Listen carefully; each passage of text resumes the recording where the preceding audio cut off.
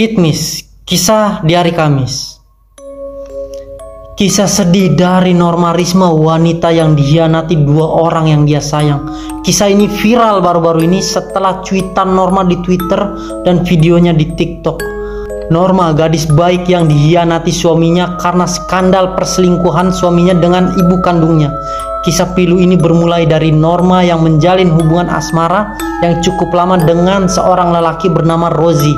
Akhirnya hubungan keduanya pun berlanjut ke jenjang pernikahan.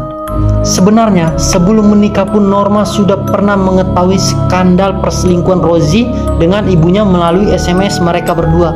Ketika mengetahuinya, Norma syok lalu memberitahu ayahnya, dan akhirnya ayahnya Norma pun sudah mencoba mengumpulkan kedua belah pihak dan menyuruh mereka, Rozi dan ibu Norma, mengakui perbuatannya. Di persidangan ini ibu Norma sangat tidak mengakui perbuatannya, namun Rozi mengakui bersimpu meminta maaf kepada ayah Norma. Ia mengatakan hilaf dan memohon Norma tidak memutuskannya karena ia sangat mencintai Norma.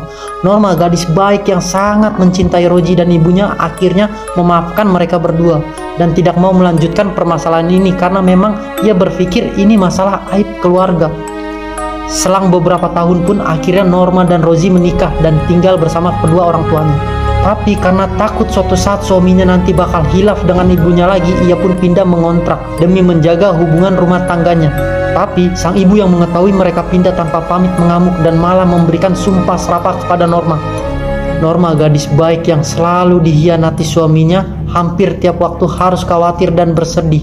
Ternyata Norma di masa pernikahannya ini selalu memergoki Rozi berselingkuh. Tapi apalah daya, demi menjaga rumah tangganya dan rasa sayangnya ke Rozi, Norma pun lagi-lagi memaafkan dosa-dosa suaminya itu. Hingga hari insiden pun terjadi. Norma yang sedang bekerja dan ayahnya yang sedang pergi keluar kota harus mendapatkan kabar buruk oleh warga sekitar rumahnya.